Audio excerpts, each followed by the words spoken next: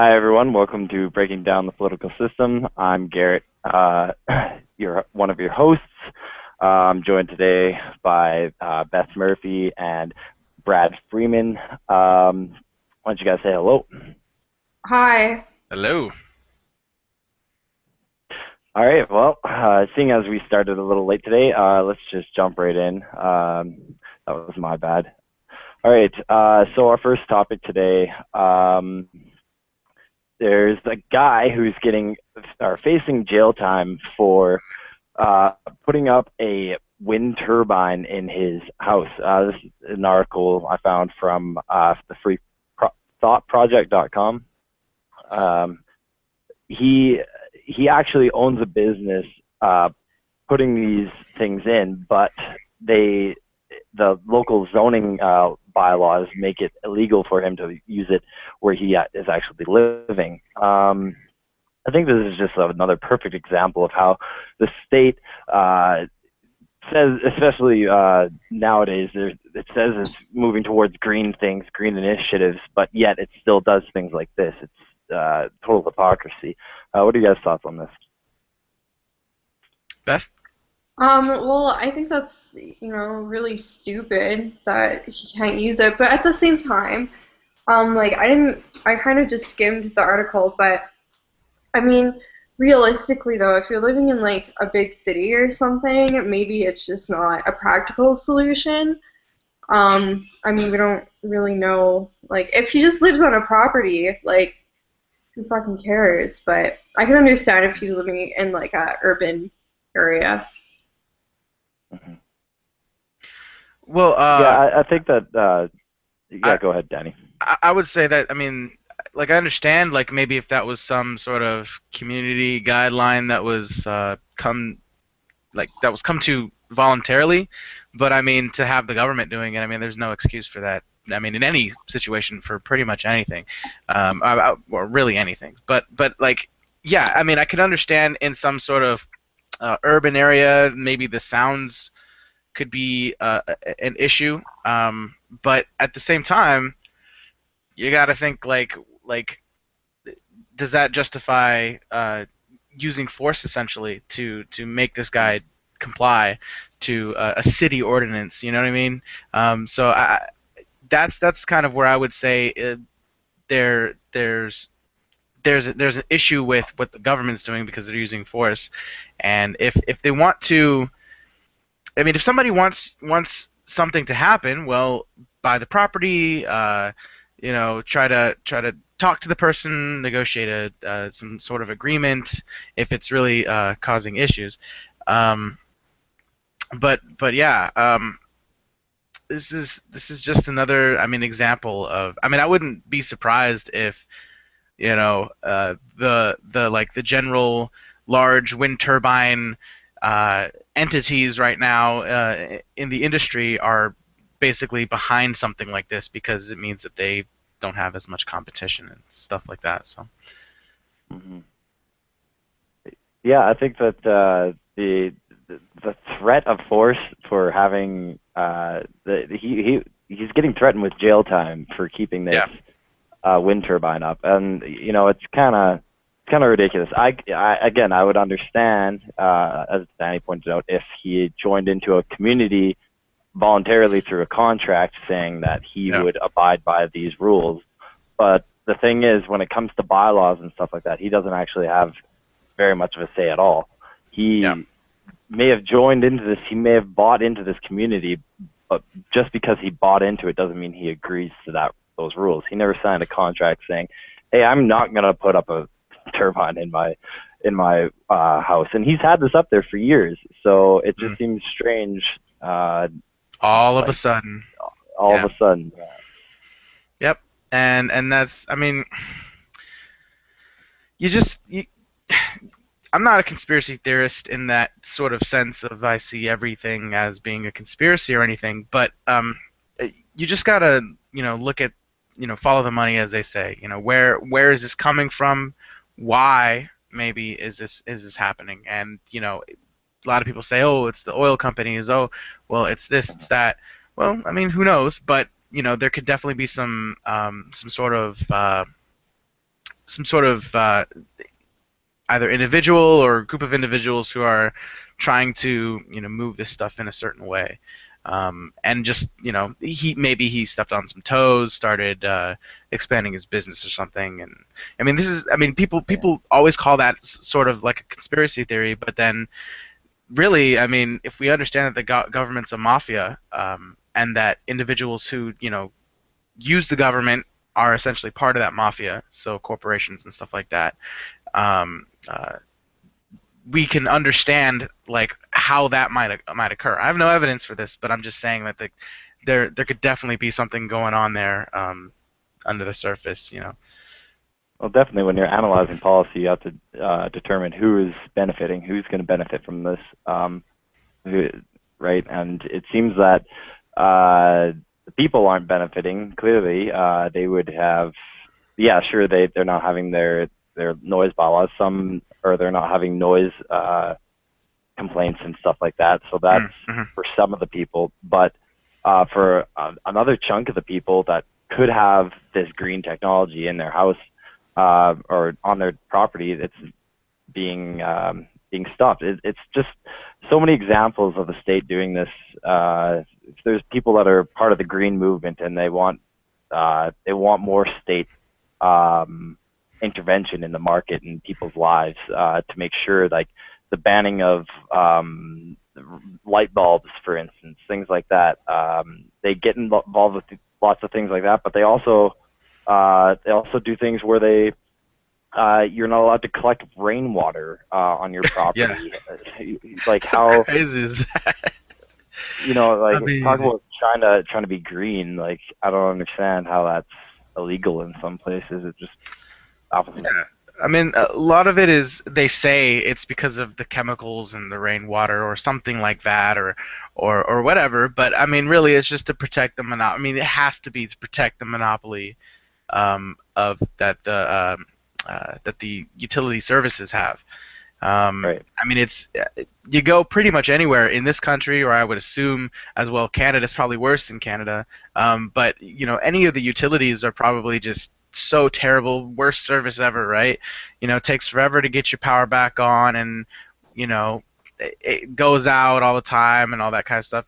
Somebody could just look at it and it goes out, kind of thing. And I mean, compared to what it would be in a truly free market where anybody could get their power from pretty much any,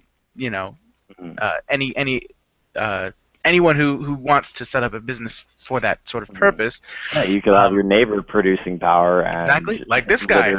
This guy, he has that looks like a big enough turbine to at least power his own property, and if he's not using it all, then hell, he could send a wire over to his neighbor and here's some power for a cheaper cost. It costs him nothing to keep it up there and let the wind hit it. I'm sure maintenance and things like that, but pennies to the dollar on anything else.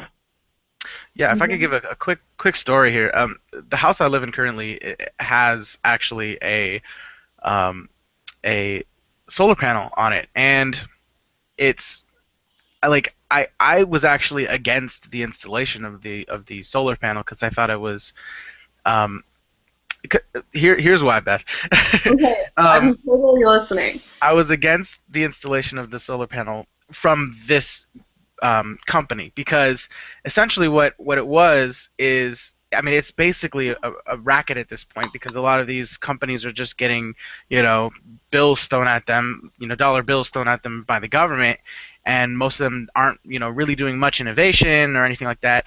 I mean, since the installation of that solar panel, there's been like massive increases in the amount of power that you can actually get from solar panels, the efficiency and all that stuff. Mm-hmm. And the one that ended up being installed is actually instead of the house being able to like keep the power, it's being sold back to the power company, the local power company, and which is just ridiculous to me because I'm like, well, why don't we just get batteries and set it up so that we can have just whenever the power goes out or whatever, we can just have power, right? And not have to worry about that power outages and stuff like that, and they're like, it just doesn't just didn't make any sense to me. But anyway, so they have to sell the power back to the company, and they're like maybe sort of kind of breaking even. So it's not even like really it really wasn't even a smart decision economically. So who's But benefiting? Like who decided? Like your landlord decided to put the solar panel on, or like who's supposed to be benefiting from it? well, who's well currently I live with my parents, but this is just my personal opinion on it, right? And Yeah. who's benefiting is like the sentiment, right? Like the sentiment is more what's benefiting. There's nothing really happening in terms of the improvement of the environment or, reducing the amount of coal that the power plant uses or anything. There's nothing going on there. That's all I'm trying to point out is it didn't really make sense to me Yeah. given the stated goals of my parents and also of this company to do this kind of stuff. And so I just So they're actually not producing less power. All they're doing is they're just taking. They're just. I don't understand it. So how does that work? they're Yeah, I don't get it either. so there may be some small reduction of like power draw to some degree, but what we're really doing is selling it back to the power company. So essentially, the all the power that gets absorbed by the panels and whatever, and then transferred to the uh, breaker or whatever it is. I don't know how it works, but anyway, all of that is actually getting sold quite literally back to the power company. So we're not actually I don't- keeping any of it. We're not that's actually good. really using much of it. As But far that's as I good. know. You're making a profit for having. But You pay less for power then? but actually what it is it's a sort of because the price of the solar panel is what the issue is. I mean, obviously, if the solar panel was really cheap or free or whatever, then it wouldn't be that big of a deal. But right now, the solar panel actually costs quite a bit. So so they're barely breaking even, if at all. So Interesting. yeah. So that just I just see a lot of these inefficiencies, and I mean, this is exactly what happens when you have the government involved in these kinds giving of giving people money to go and put these up and all that. Yeah, or creating monopolies and. Well, that's the thing. People are trying to push that we should get these solar fields and stuff like that. Yeah, we're getting better and better and better, but like just throwing money at it through the government is not going to be a good idea because it's just going to fail. Like so many times that the federal government in the states has tried this. They've tried to push through these green initiative companies, and then all the money ends up going to some corporation. Then the corporation fails. Where'd all that money go? It's just gone.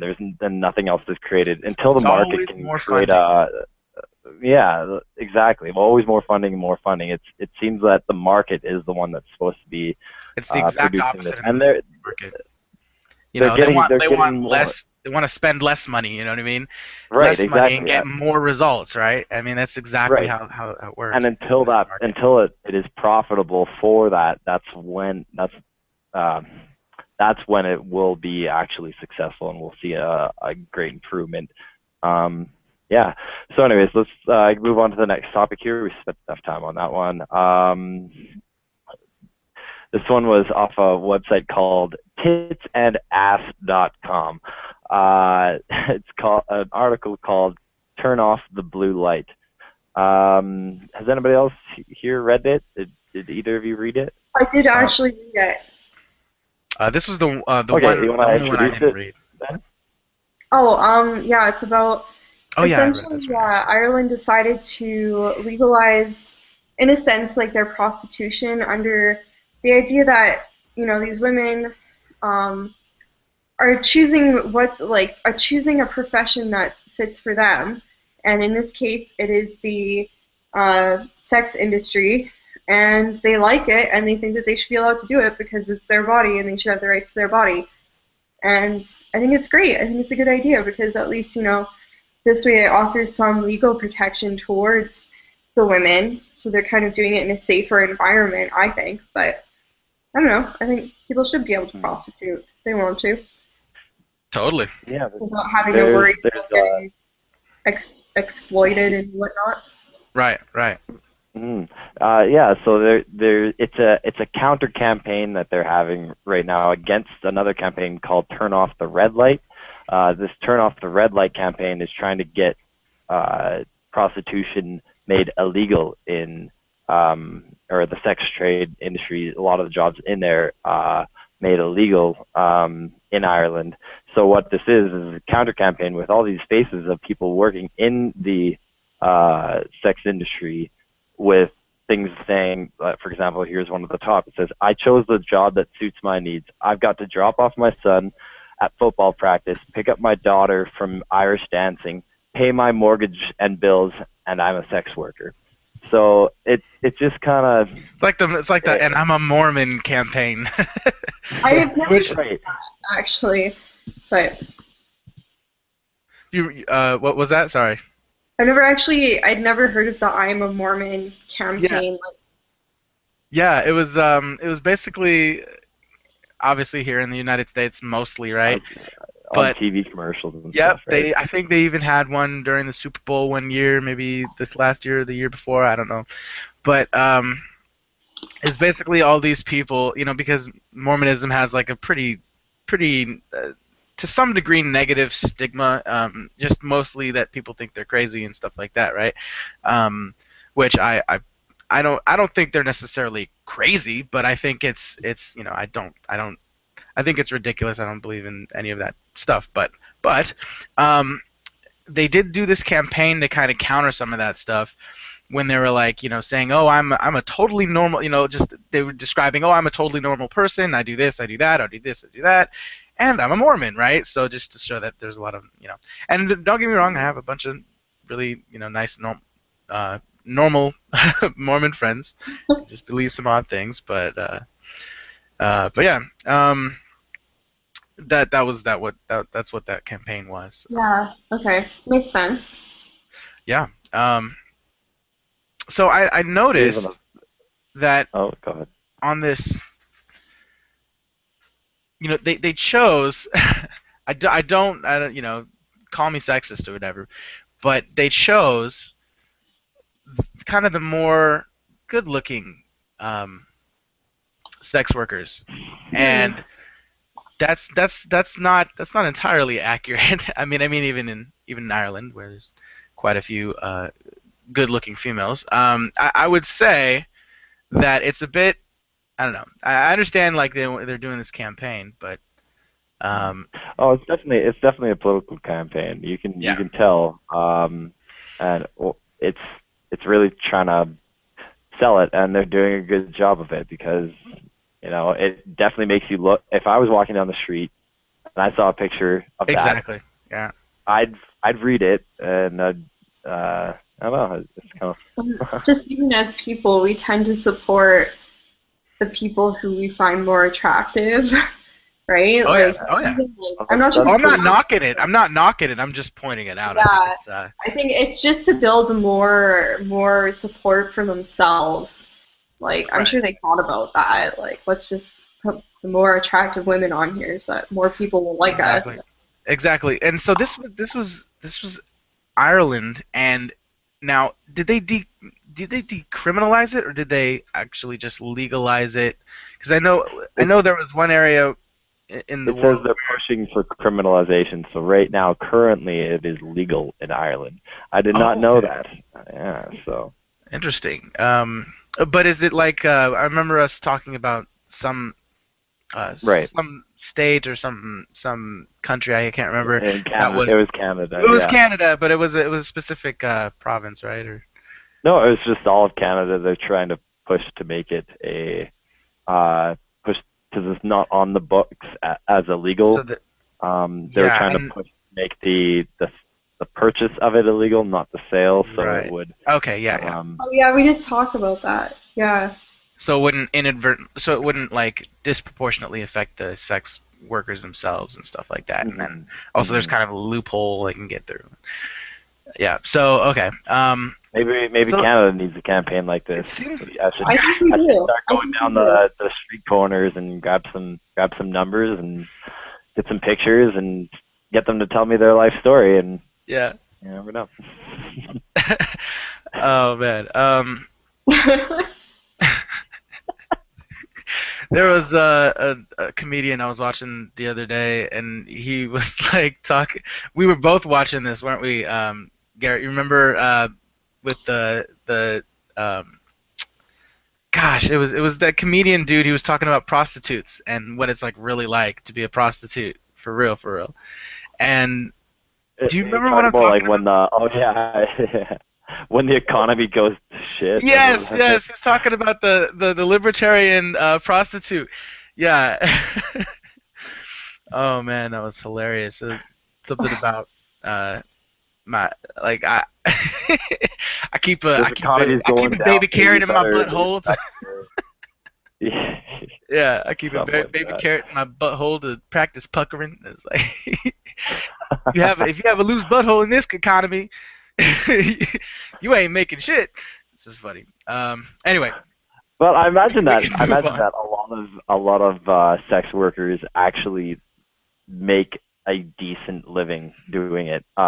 Yeah, You look especially at if there's no pimp involved. escort services and things like Yeah, that, like higher class ones, which I imagine most of the women that they're using for these campaigns or this campaign are coming from. They're not choosing the underage girls that are getting into it, right. and people who are forced into it, because that wouldn't be good for PR. And that does happen. It is true, but we tend to think that that's all of it. That's everybody in the uh, uh, sex worker industry.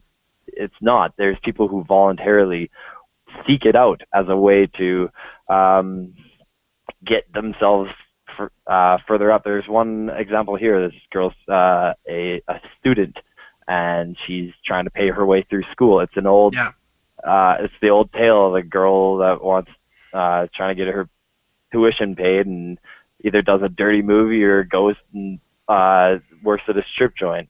If she feels that that's her value judgment and that's the right choice for her, then it should be entirely her choice. Um, yeah. absolutely, absolutely. So, does anybody else have anything to say on this topic, or should we move on? Well, and I mean, obviously, the opposite is true. You know, if somebody doesn't want to do it, they don't have to do it. If somebody wants to buy it for themselves, you know, whatever, procure the service, then that should be their Hmm. choice as well, right? Yeah. Yeah. Cool. I think that's it for this topic. Okay. One more topic, or a couple more topics here to go. Next one is I'm not able to click the link, so I'm going to have to copy and paste it. It's the conservatives are purposely making cars spew black smoke. They're doing this in a protest Yeah. against the government's green actions as of late. Um, Quote unquote. and yeah, they quote unquote their quote unquote green actions. I think this is hilarious in the sense that people are. This is conservatives for you in the states. They're gonna just take whatever that the federal government is doing, and if it's against what they like, they're gonna just throw it right back 10 times harder. Um, Tolerance and acceptance? No, we're gonna throw back all these racial jokes and slurs and I uh, This article made pardon. me so mad when I read it because I was like, it's not even just that. Like, it's just like, it kind of generalizes like everyone who drives a Prius is a stuck-up asshole. Not just like some of them, but everyone. Like, if you drive a Japanese car, you're an asshole, and I'm gonna go to my way to piss you off. Like, sorry. You know, the thing is if there was a big ass SUV, you know, that could tow 6,000 pounds, you know, or whatever, you know, 12,000 pounds, whatever it is. Um, and you know that's basically when the conservatives would get on board, right? If there's an electric SUV that could pull that much Well, it's in not towing even capacity, that. right? Where I'm from, having the big pickup truck, the Hummer, it's like it's a status symbol. It's not like these people they drive to and from downtown to work every day. They're not, Right. like dealing with cattle or anything. Like it's a status symbol. Whoever has the biggest truck has like the biggest penis, right? And makes the most money. And it's like it's completely not even about the environment anymore. And the way I see it is like, sure, like that guy's driving like, like a racer or their Prius or whatever, but they're not going out of their way to be aggressive towards you. They're just doing their thing. They like their Japanese cars. They like the environment. It doesn't Well, have anything to do with you. And then the conservatives are like, well, we hate you, so we're gonna piss you off. Like, well, let's be fair here. Let me kind of play devil's advocate here, because I don't respect either Well, necessarily the thing position. is, But yeah, well, I was just gonna say, you know, a lot of those Prius owners are Democrats voting for, this or that, right? Or they're, whatever it is, right? And so, in a sense, the conservatives are right in seeing that it's kind of an affront to them because of the way, not necessarily, they're using the Prius buying folks as kind of the symbol of this kind of attack on their liberties, that the conservatives would say, right? Um, and on attack on big business and that kind of stuff. So, which is true. I mean, there really is, to a large extent, an attack on those kinds of uh, businesses. Which, I mean, I don't really think that anyone should obviously be uh, forced to shut down their coal factory or anything like that. Um, by force, by the initiation of violence and force or threat. It should just come naturally through the free market, which is, I think that'll happen. Like I said, when there are SUVs that can tow, 12,000 pounds and drive, 300 miles there's, to the charge or whatever.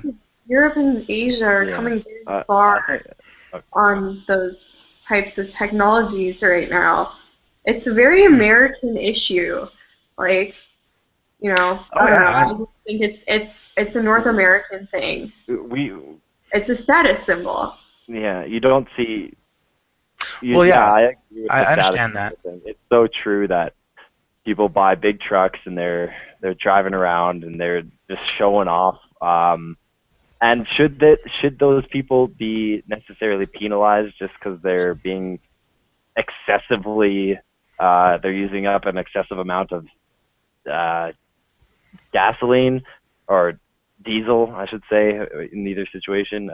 Yeah, I don't think they should, but I think that the way that they're going about this, attacking Prius drivers, it's just this conservative right versus left mentality, like, Yeah. and the left is trying to get it back at them by saying everybody who has big trucks is just has a small dick or whatever, Yeah, compensating, all that type of shit. I just, it's just like the fact that like it's not even like I don't even at this point it's not even the environment, like I don't even care. It's just like the fact that they're kind of like doing like a tit for tat mentality, right? Like yeah, no, I just like Japanese cars, like you drive your truck, I'll drive my car, we can all get along, like who cares? Yeah.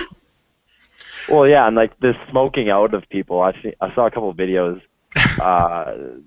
Like it's funny, I'll admit, it's hilarious, but it's also like a form of aggression in a way. You could cause that person to have it. Aggression. It is. I mean, it's not. Well, yeah. It's a passive aggressive aggression. I don't know. No, it's not passive at all. If they're smoking somebody out, if they're like, yeah, I've seen some of those videos. It's not. It's only funny in a Schadenfreude kind of way, like you experience. If you were driving behind them, you would be pissed off. But I mean, so like you're not talking about somebody just sitting on the side of the street. I've seen those where somebody's sitting on the side of the street and they're like, hey, what's up? And then they just, that's not cool. I mean, yeah. But in your car too, that could again, cause that's an because accident.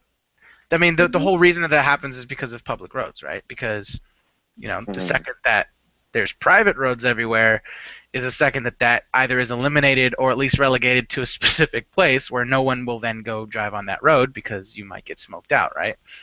So, I mean, yeah, sure, that type of stuff is I would say, to some degree, aggression, the initiation of force. But the whole issue could be avoided. It's a super simple way to Super deal with simple. Have people pay for the roads that they want to use, and not have to be near other cars that they don't want to see or they don't like. But at the same time, in order to do that, you'd have to limit or make your roads exclusive, right? You can decide who uses them. Yeah, I mean, and pretty much it's going to be whoever is willing to pay you to do it, right? And yeah, things cost money. I mean, the roads now cost money, but way more than they ever should have, right? Mainly because, like we were talking about earlier, in terms of government contracts and all that stuff, the whole point is, we need more funding. That's why it's not working. There's a VA issue going on in the States right now, and the veterans hospital, basically the medical care for veterans is being stifled because we don't have enough funding, right? But really what it is that there's actually probably too much funding, and people aren't getting fired when they do terrible jobs. People aren't, they just, there's no free market interaction going on. There's no competition, right? They're the only place that they can get they're allowed to, not necessarily allowed, but that they can get their medical care, right? Like, if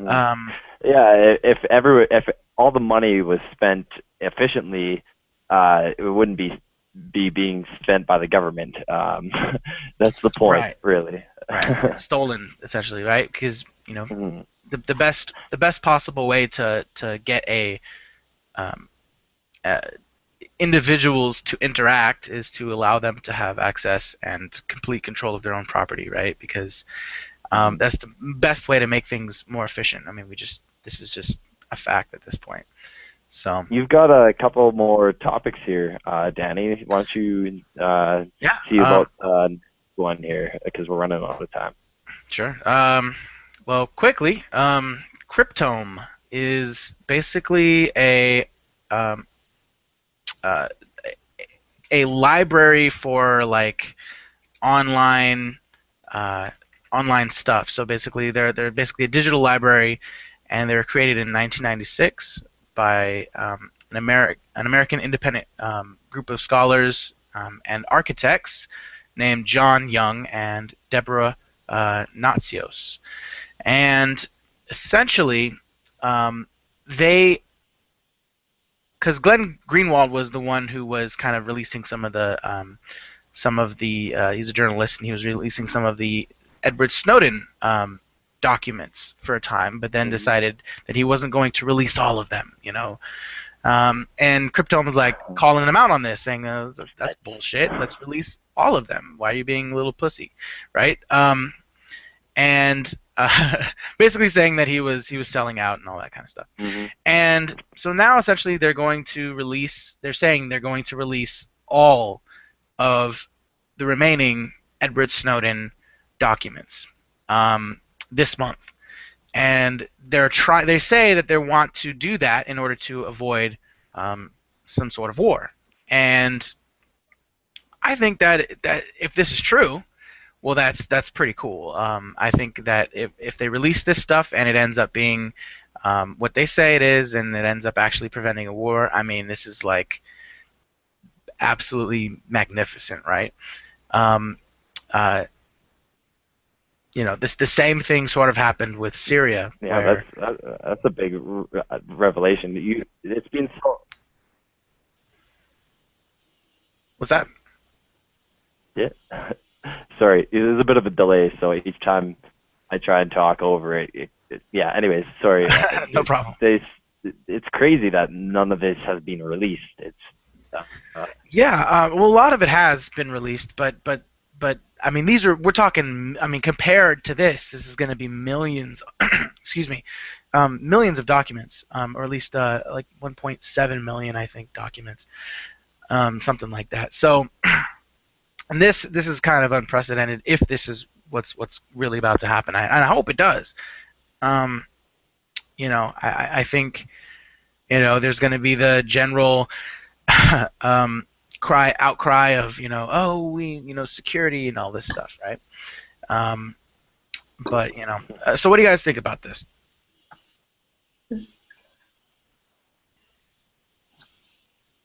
I don't know. I've never heard of either of them, to be perfectly honest. So I guess it's cool that they'll release them, but I don't understand what kind of a war would start if they didn't. Well, some people are kind of thinking it's going to be it's the whole situation in Ukraine, and that has something to do with that. Okay. But who knows? I don't know. No one really knows at this point. But some people are kind of thinking that it might be the Ukraine situation, and that's what they're trying to prevent from escalating and turning into full-blown war of some sort. So yeah, that's kind of what people are thinking. But I would say that that's not really. Oh, and to answer your question, sort of about or not question, but you didn't really know too much about the two individuals. You know who Edward Snowden is, or no? No. Edward Snowden is a former CIA agent, analyst kind of guy. He was kind of one of the people who just sat down and gathered information and analyzed it and did all that kind of stuff. And he essentially defected to China first, and then to Russia, and basically released a bunch of information that exposed a lot of things that the CIA and NSA were doing. And my apologies, he was NSA, I believe. Edward Snowden was NSA. But yeah, so released a bunch of documents and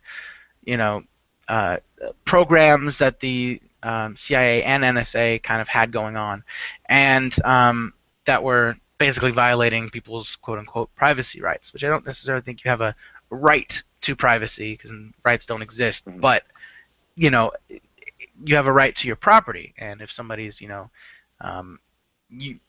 basically stealing your property to gain access to your rights or violating it in some way, then that's cool. The thing is they monopolize the system by getting in with all the companies saying, hey, you have to give us this information. Right. And the companies say, okay, well, we'd like to stay operating as a business, so we're going to comply. And that's how you get the NSA, and that's definitely one way. Everything that's ever happened on the internet is getting recorded. So yeah, to a large degree, absolutely. And to a large degree, yeah. So yeah, that's basically what ended up happening. And then there was Glenn Greenwald, who's a journalist, and Edward Snowden was communicating with him, giving him kind of the leaks of this information for a time. And apparently Cryptome thinks that this guy is selling out by not releasing any more of the Snowden documents. And so they say they're going to release them. So yeah, we can move on really quick to the Gaza Strip right now. There is an attack essentially that's been happening for the last over the last several days, I believe, and what's essentially been happening is the Hamas militants have actually been sending rockets into, or attempting to send rockets into Israel, and many of them have been intercepted, but some of them have hit, and this is in response, of course, to the Israel Defense Force striking Gaza, and so this is basically in response to Israel's attacks that have been going on, and So yeah, just thought I'd mention that and uh, get some of your thoughts on it, Garrett.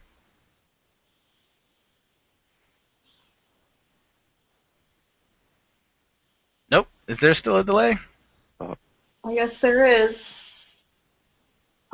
Well, I guess I will state my thoughts on it. You know, I just don't think like it's not right for either of them to be attacking the other, obviously. And I think it's obviously a situation that like we can I don't know, but two wrongs doesn't make it right, right? Like just because Israel's attacking you, like should you really attack them back? You shouldn't, but you want to.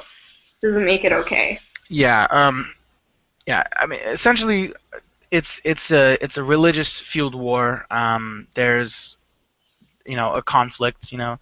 And there's a lot of Uh, there's can we you guys got hear you. me? We got you. We Am got I you back. good? Yeah.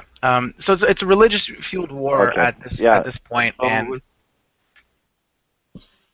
and mhm. so there's essentially been the two sides, the Islamic side and the Jewish side, and it's just this feud that's been going on for practically a millennia. So. And it's really sad because I mean, of course, I mean what Hamas has done they've done some unspeakable atrocities, and so has the Israeli government. And so you're absolutely right. Two wrongs don't make a right. But um, you know, any and that's kind of what overshadows any sort of um, legitimate, so to speak, defensive actions that Hamas or those militants may be taking, or the Palestinians in general may be taking, and same to the Israeli side. Any of those legitimate defensive actions that any of them are taking are completely overshadowed by the blatant um, uh, government sponsored attacks and that kind of stuff. So um, it's pretty sad what's going on over there, and what has been going on for quite some time. Um, and what I've noticed,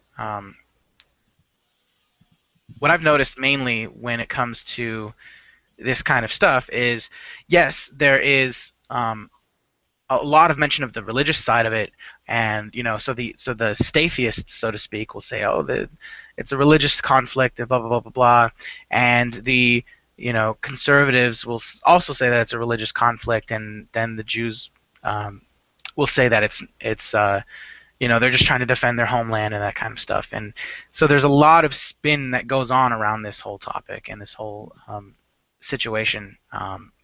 But yeah, there's quite a bit of complexity in this conflict. But yeah, Garrett, did you have anything to say? Are you back with us, Garrett? Yeah. I am back with you. I know the delay is really bad right now. But the deal with the Gaza Strip is really kind of touchy.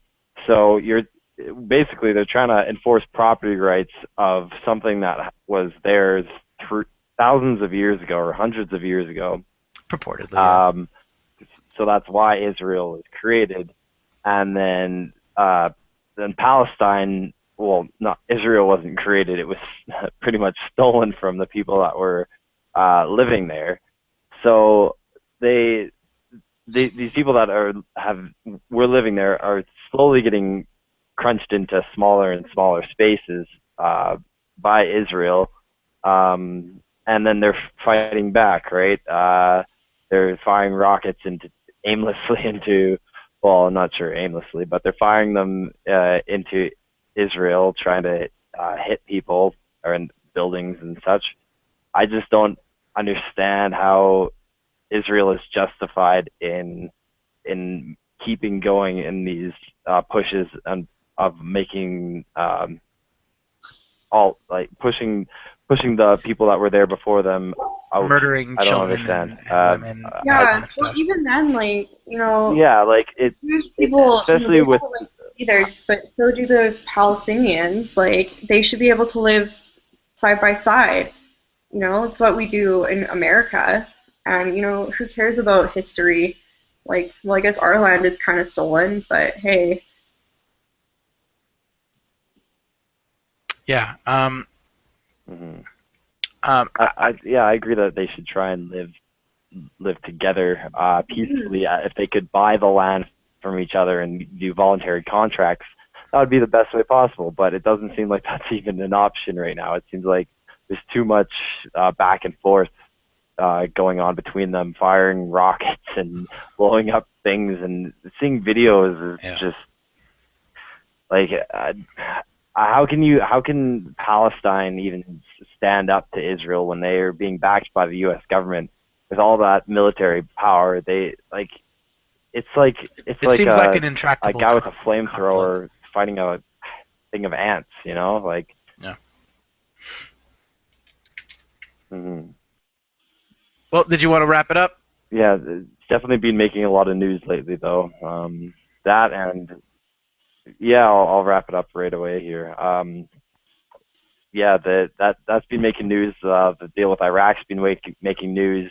Um, I encourage everybody to keep their eyes open on those things. Things heating up around the world as times get tough or starting to get tough again. Some people are saying there's going to be another collapse as well in the economic system. You never know. This is things that I think about, and this is things that you guys should think about too. You should. I'm not telling you what to think. I'm telling you Two to things. open your horizons and read the news a little bit. It's not that hard. And yeah, so